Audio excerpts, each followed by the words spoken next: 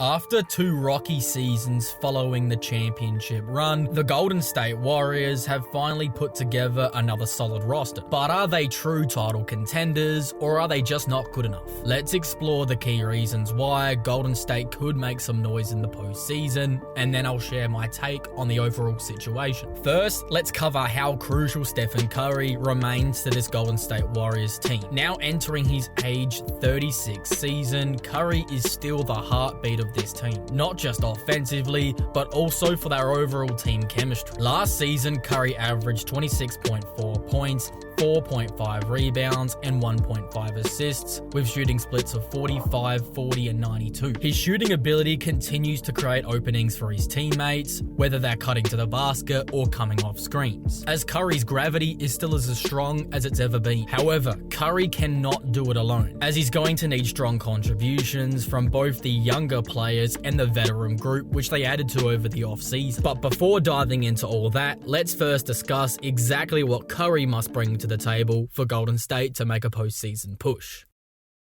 The most important factor for Stephen Curry in the 2025 season is of course going to be his health. If he misses significant time, the Warriors simply aren't built to win without him. Last season, Curry played 74 games, a number he'll need to hit again for the Warriors to stay in contention. As long as he stays healthy, Curry will need to maintain his efficiency and impact. But the real question is whether his teammates can step up to support him. Because let's be honest, if the Warriors fail next season, nobody's going to blame Steph Curry.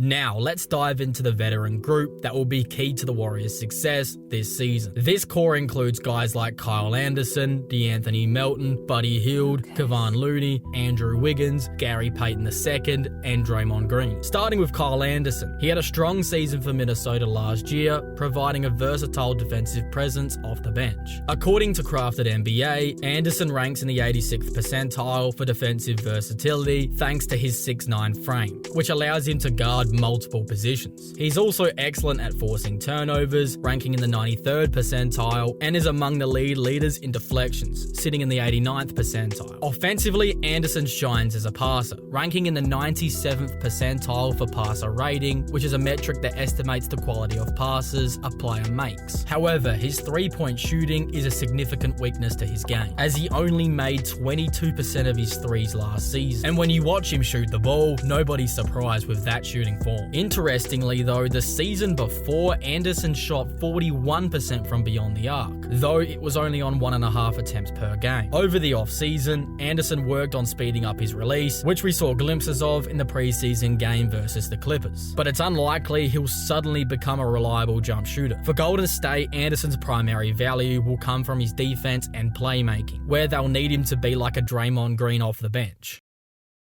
But now, let's get into the real Draymond Green, who wasn't present for the team nearly as much as he should have been last season. His reckless behavior on the court included a hit on Suns center Yusuf Nurkic, which led to an indefinite suspension. The truth is, the Warriors need Draymond on the court, and the numbers back it up. When Draymond Green wasn't available last season, Golden State had a subpar record of 13-14. But then when you look at the games where he was able to play, the Warriors posted a much stronger 33-19 record. It's fair to say that if Draymond Green avoided suspension last season, Golden State would have been in the postseason again. Defensively, we know what Draymond brings when he's focused and available, as he's an absolute game changer on that side of the floor. But one of the surprises last season was his three-point shooting. Green hit 39% from beyond the arc, which if he can keep up will be a significant boost for the team. So if Draymond Green can stay out of trouble, keep up his elite defense, and maintain a near 40% three-point shooter, he would be a vital asset for Golden State's title chances. However, given his history, it remains to be seen whether he can avoid further incidents, so that's something we need to keep an eye on this season. Now moving on to D'Anthony Melton, who was impressive for the Warriors in their first preseason game, and honestly, I saw this coming. Last season, D'Anthony Melton was limited to just 38 games due to injuries. But if we look back to his last full season in 2023 with the Sixers, where he played in 77 games, he was a standout on both ends of the floor. He was able to put up 10.1 points and 1.6 steals per game while shooting 39% from three. As a shooting guard, Melton is an ideal plug-and-play option, offering offering a great mix of three-point shooting and elite defense. According to Crafted NBA, he ranks in the 81st percentile for offense and the 87th percentile for defense, which really supports the idea that he can be a major asset for Golden State. I believe that Melton has a very good chance of locking down that starting shooting guard spot, whether he gets it at the start of the season or by the time the postseason rolls around, as I truly believe he's a perfect fit at the two guard for this Warriors team. Buddy Hield was easily the most talked about addition for the Warriors over the offseason, and much of the excitement centers around his three-point shooting. Pairing him with Steph Curry gives the Golden State Warriors two of the best shooters in the league today. Over the course of his career, Buddy Hield has consistently shot 40% from beyond the arc on nearly 8 attempts per game, which are elite numbers. Though he's primarily played as a shooting guard, after being traded to the Pacers in 2022, he began to log minutes at the small forward. But once he was traded to the Sixers midway through last season, he wasn't able to see much court time and returned back to the two guard. The reason Buddy Hield didn't get much court time for Philadelphia was his defense, or lack thereof. According to Crafted NBA, Hield ranks in the 18th percentile as a defender. And even though he has the size to potentially be effective at that end of the floor, he gambles too much and doesn't consistently stay engaged on defense. He has his moments where he looks capable, but he hasn't maintained that level of effort nearly enough. Funnily enough, though, his most like-to-like player in the NBA right now is Klay Thompson, who is the guy he's going to be replacing. For Golden State, I'd like to see Hield start at the small forward, which would allow DeAnthony Melton to slot in at the shooting guard. However, with Andrew Wiggins unlikely to come off the bench, it seems more realistic that Hield will end up playing the two guard, with Melton providing a spark off the bench, leaving the front court to be Wiggins, Draymond Green, and Kevon Looney.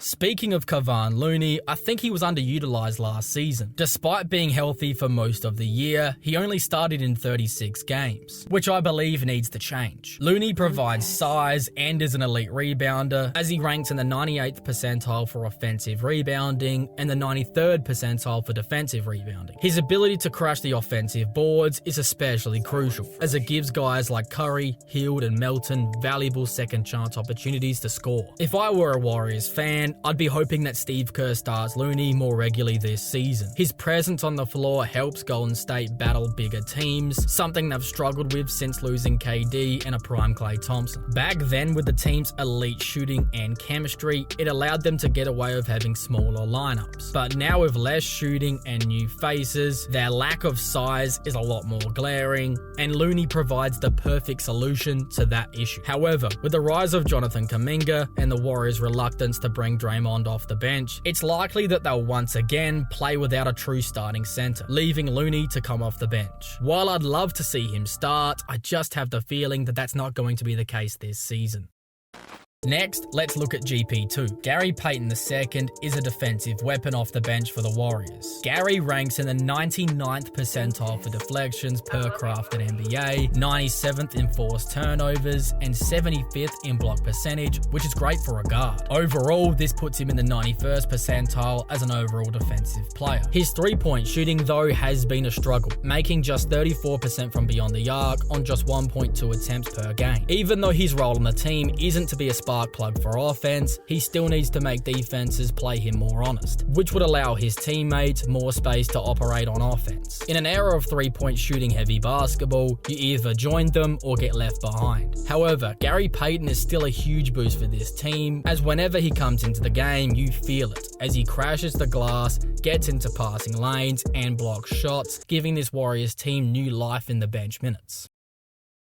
The final veteran in the group is Andrew Wiggins, a player who has been very inconsistent throughout his career, despite being a former first overall pick. While he did have a standout season back in 2022, helping Golden State to win the championship due to his solid two-way play, he hasn't been able to return to that level since. In that 2022 season, Wiggins was a key contributor, averaging 17.2 points, 4.5 rebounds, and a steal per game, while shooting an efficient 46% from the field and 39% from three. His contributions on both ends of the floor were crucial, and his defense on Jason Tatum in the finals played a big role in the Warriors securing another championship. However, last season was a different story. His numbers dropped to 13.2 points, 2.5 rebounds, and 0.6 steals, with his shooting percentages falling to 45% from the field and 35% 38% from deep. Wiggins struggled with consistency, and on any given night, he could either be great or extremely underwhelming. If Wiggins can just find the middle ground this season, averaging around 15 points per game while shooting anywhere between 36 to 40% from three, that would be a massive boost for the Golden State Warriors. Now let's move on to the young guys, who will ultimately decide the ceiling of this team by their play on the court, either contributing to team success or to build up their trade value for a potential trade deadline move. Let's start with Jonathan Kuminga, who I still believe has the potential to become an all-star type player for the Warriors. Last season, he made a huge leap, increasing his scoring from 9.9 to 16.1 points per game after just one off season. I've mentioned this before, but it's worth repeating. Kuminga has quietly had an impressive start to his career, as if you compare his first 3 seasons to the first 3 seasons of Giannis Antetokounmpo, they're actually quite similar. Now, I'm not saying Kuminga is the next Giannis, but when Giannis entered the NBA, he was also a raw talent. He averaged just 6.8 points in his first year, then improved to 12.7 in his second year, and then by year 3, he was up to 16.9 points per game. This is important because over the next few seasons, Giannis would become a star, averaging 20 points per game, then going on to win MVPs, a Defensive Player of the Year, and finally a championship. Kuminga is now entering his 4th season, the same point where Giannis started to break out. If Kuminga can achieve even half of what Giannis did, Golden State would have made the right choice by not trading him for Paul George. Golden State's decision to not trade Kuminga for either Paul George or Lauri Markkanen shows that they still believe in his potential to become a superstar. And honestly, I don't think that's a far-fetched idea. Now let's discuss Moses Moody, who's been flying under the radar, but has quietly developed into a solid NBA player. In his 3rd season with the Warriors, he averaged 8.1 points, shooting 46% from the field, 36% from 3, and 78% from the free throw line. His defense continues to get better with each season, and in the Warriors' first preseason game against the Clippers, he looked pretty comfortable, here making this 3 off the dribble. If Moody can boost his 3-point shooting to around 38% on 4 or 5 attempts per game, up from his current average of 3 attempts, Golden State would have a very valuable asset. Moody embodies the type of player that is highly sought after in today's league, somebody who can lock up on one end and space the floor on the other. If Moody can continue to develop, he could become a significant contributor for the Warriors if they make the postseason.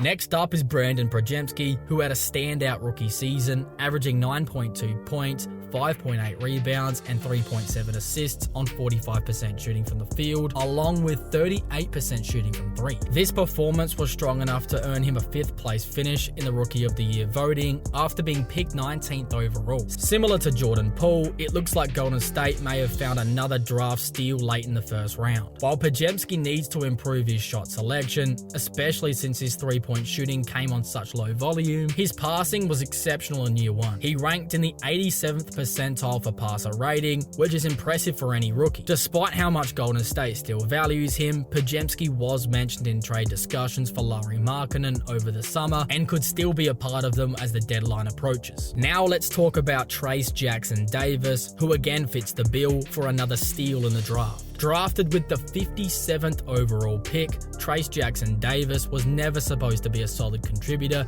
but that's exactly what he was, only in his 1st season as a pro, as he gave Golden State 7.9 points, 5 rebounds with 1.1 blocks on 70% shooting from the field. This high percentage is due to the fact that he's never attempted a 3-point shot, as he's a kind reminder that not every big man has to be a shooter. Jackson-Davis is a great rim protector, ranking in the 89th percentile in rim defense, 98th in rim frequency, which is the percent of opponent shot attempts at the rim where the player is able to contest the shot, along with Jackson-Davis also ranking the 97th percentile for block percentage. These are elite defensive numbers for any rookie, but for a 57th pick in the draft, they should be impossible in year 1.